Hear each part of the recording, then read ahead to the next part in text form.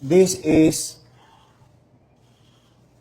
the flood control project done in the city of Manila 2022, 2023, 2024, and 2025, amounting to more or less 14 billion done in Manila. So most of it finished already. Bumaha ng pondo sa Maynila, bumaha pa rin sa Maynila.